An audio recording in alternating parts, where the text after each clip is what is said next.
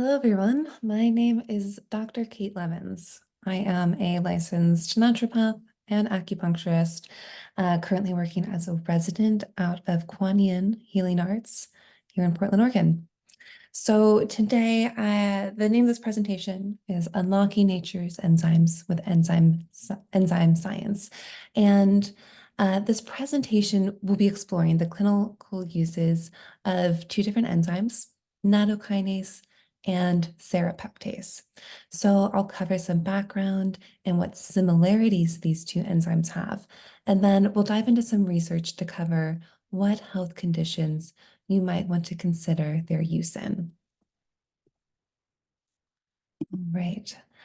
So the similarities that both of these enzymes have is that they belong to a class of enzymes called serine proteases. And these describe the same group of enzymes that use the amino acid serine in their active site to catalyze the hydrolysis of peptide bonds. And this mechanism of action is used throughout the body, but some of the main areas of use would be in digestion, blood coagulation, immune regulation, and tissue remodeling. The proteolytic nature of these enzymes allow for the ability to dissolve dead tissue and damaged tissue while leaving live and healthy tissue intact. And this is all a byproduct of the healing process. So let's start with reviewing some research on nattokinase. Some background, nattokinase is an enzyme extracted from a traditional Japanese food called natto. This is produced by fermenting boiled soybeans with the bacterium Bacillus subtilis. Some of its clinical uses are by use as a fibrinolytic and an antioxidant. And again, because these enzymes digest non-living tissue and leaves live tissue alone, it may be effective in removing the deposits of fatty substances, cholesterol, cellular waste products, calcium, and fibrin on the insides of the arteries. The first study that we'll look at here is a 2022 study that was completed out of China. And this study was completed in a response to a previous study that showed that nattokinase was found to be ineffective in lowering lipids and suppressing atherosclerosis progression at a dose of 3,600 fibrinolytic units a day. So the researchers of this study didn't think that that dose was high enough for clinical results and wanted to investigate the effects of supplementing at 3 times the dosage, so at 10,800 fibrinolytic units a day. This is a retrospective study that analyzed data from 1,062 participants who received nattokinase orally for 12 months, again at that high dose of 10,800 fibrinolytic units a day. The objective was to examine the safety and efficacy of nattokinase in the treatment of atherosclerosis progression and hyperlipidemia.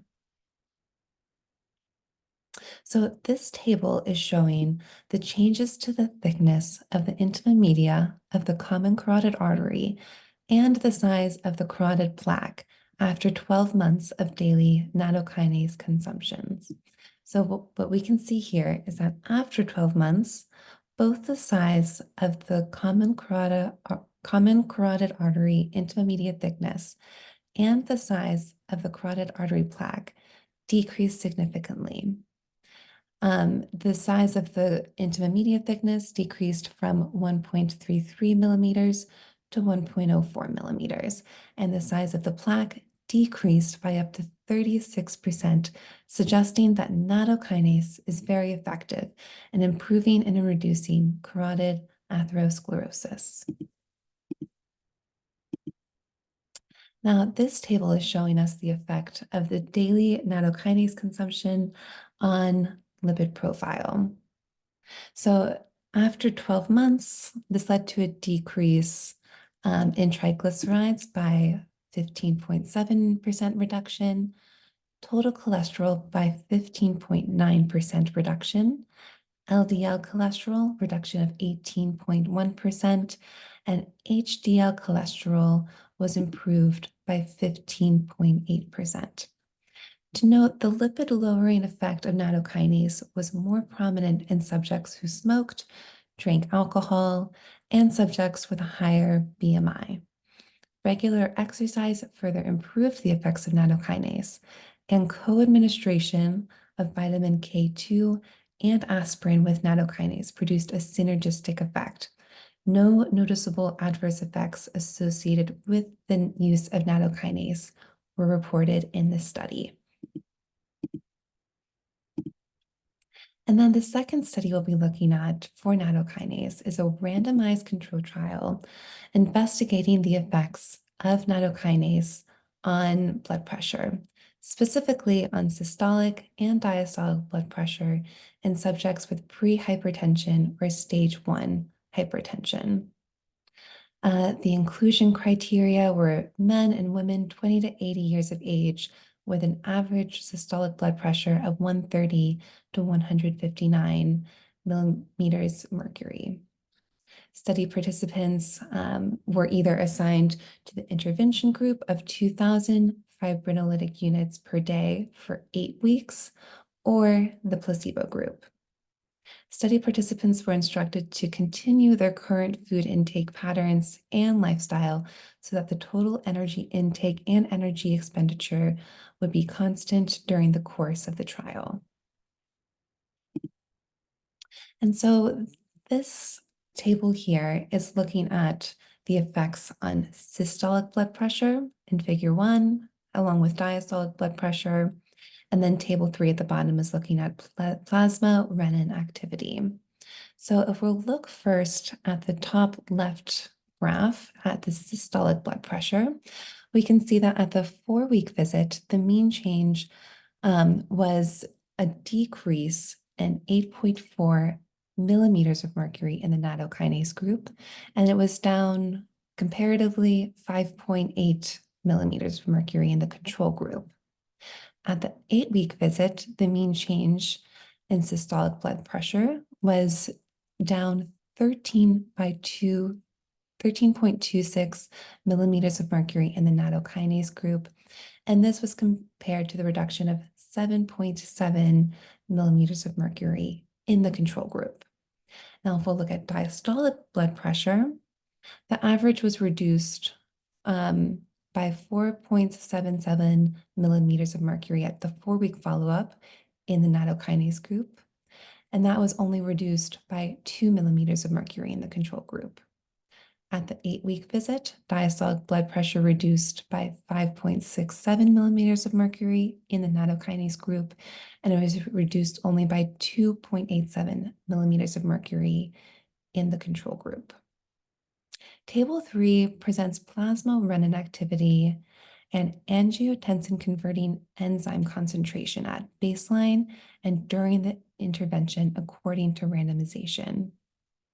So during the intervention period, mean renin activity decreased in the nattokinase group and increased in the control group, but ultimately did not show a statistically significant difference. However, the corresponding net change in renin activity was down 1.17 nanograms per milliliter per hour for the nattokinase group compared to the control group. These changes were statistically significant. Mean angiotensin-converting enzyme concentration decreased in both the nattokinase group and the control group, but was not statistically significant. And here I wanted to highlight Nattokinase Pro, that is the supplement offered through Enzyme Science. And I wanted to share a little bit about what makes this supplementation unique. So Nattokinase Pro offers a comprehensive blend of supportive enzymes that work synergistically to promote total body wellness and cardiovascular health. Nattokinase helps to maintain healthy levels of fibrin by encouraging healthy blood coagulation for an optimally functioning cardiovascular system. naturally contains high levels of vitamin K2, which is essential for blood coagulation. Nattokinase NSKSD is processed in a unique way to remove vitamin K2 for those who should restrain for consuming this nutrient. And now we'll move on and talk a little bit about serrapeptase. Serrapeptase is a proteolytic and fibrinolytic enzyme. It's produced by the non-pathogenic enterobacteria Serratia E15, and that's isolated from the intestine of the silkworm that is used to break down cocoon walls. Has clinical uses as an anti-inflammatory agent. It can help to break down proteinaceous secretions and therefore facilitate elimination of excessive secretions in conditions such as postoperative swelling, pharyngitis, and sinusitis. It can also decrease sputum viscosity and decrease neutrophils in the sputums of patients with chronic airway disease. It is also an anti-nociceptive, meaning that it can be used for analgesic or pain-reducing properties. So as I was going through some of the research for serrapeptase, and you'll see it in the study title, it can also be used interchangeably with serratiopeptase. I found it interesting that there were enough studies looking at the post-operative treatment of surgical molar removal with serrapeptase that a meta-analysis was able to be researched. And so this is a systematic review, is an attempt to compile the available evidences on the use of serrapeptase in reducing pain, facial swelling, and trismus, also known as lockjaw, after surgical removal of impacted molar tooth. A total of 5 studies were found eligible to be included. And so here's a list of all of the studies that were included, detailing the participants, the intervention, the control, and the outcome. And again, we're looking ultimately for the outcomes of trismus, facial swelling, and pain. And what was found in comparison of all 5 of these studies is that a statistically significant improvement in trismus or lockjaw had been demonstrated in comparison with corticosteroids and ibuprofen, meaning that trismus was actually superior in treating trismus in comparison to corticosteroids and ibuprofen. In regards to facial swelling, although on the immediate postoperative day, corticosteroids were found to outperform serrapeptase in reducing the facial swelling, no significant difference was observed thereafter. So that basically means that on the first postoperative day after surgical molar removal, corticosteroids were more effective in reducing facial swelling. However, on the days following, serrapeptase had no big clinically significant difference in comparison to the steroids, meaning they worked just as well. In terms of pain, the pooling of the results could not be performed because of the paucity of eligible studies. So ultimately, there were no conclusions that ultimately could be made in regards to the reduction of pain. However, there was anecdotal evidence within a few of these studies here showing that patients had experienced some levels of pain reduction with the use of serrapeptase following this procedure. Okay, and the last study that we'll look at today is an investigation of the impact of serrapeptase on biofilm walls, specifically against resistant and susceptible Staphylococcus aureus. So chronic conditions linked to S. aureus, like implant-associated infections, wounds, osteomyelitis, cystic fibrosis lung infection, and endocarditis were found to be highly dependent on biofilm formation. Biofilms are complex uni or multimicrobial communities encapsulated by an extracellular polymeric substance that comes in direct contact with living tissue or abiotic surfaces, such as medical implants. Biofilm bacteria are highly resistant to host defense systems and may develop tolerance against antibiotics, which is why research investigating how to impair biofilm walls is so important. So this study was conducted basically by growing bacteria cultures of S. aureus on glass slides and then exposing them to serrapeptase at a dose of 60,000 IU per capsule.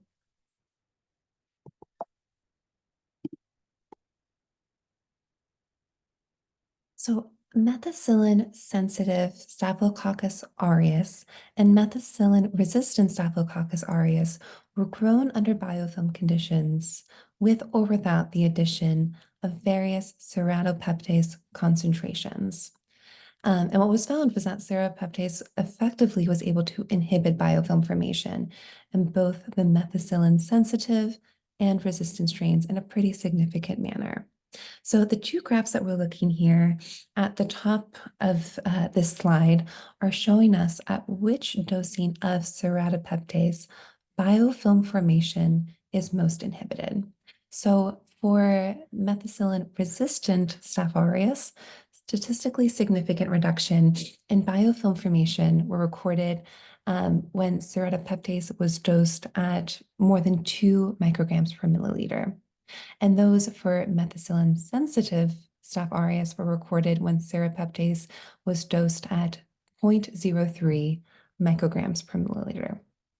The maximum inhibition of biofilm formation for the study concentration was reduced by 88% for methicillin-sensitive Staph aureus when serrapeptase was dosed at 8 micrograms per milliliter. And for methicillin-resistant Staph aureus, biofilms reduced by 83% when serrapeptase was dosed at 20 micrograms per milliliter. And then another measure we'll look at here is the half maximal inhibitory concentration. And this is a measure used in pharmacology to quantify the effectiveness of a substance in inhibiting a specific biological or biochemical function by 50%. Serrapeptase was a more potent inhibitor for biofilm formation in methicillin-sensitive Staph aureus, with an IC50 value calculated at 0.67 micrograms per milliliter, while for methicillin-resistant Staph aureus, the calculation for the inhibitory concentration was 7.7 micrograms per milliliter. And then if we'll look at figure C here, to better observe the obstructing effect of serrapeptase on Staph aureus biofilm, bacterial biofilms were also grown and observed on glass slides. Representative photographs here in figure 1C show that in the absence of serrapeptase, bacteria are grown in dense, organized microcommunities with immensely interacting with each other, especially for methicillin-resistant Staph aureus. Treatment with serrapeptase was shown to disrupt biofilm architecture, including their water channels. As the serrapeptase dosages increased, you can see only scattered small clusters of cells that can ultimately be visualized. These observations clearly support the anti-biofilm efficacy of serrapeptase. And here I wanted to highlight the specific supplement by Enzyme Science that highlights serrapeptase.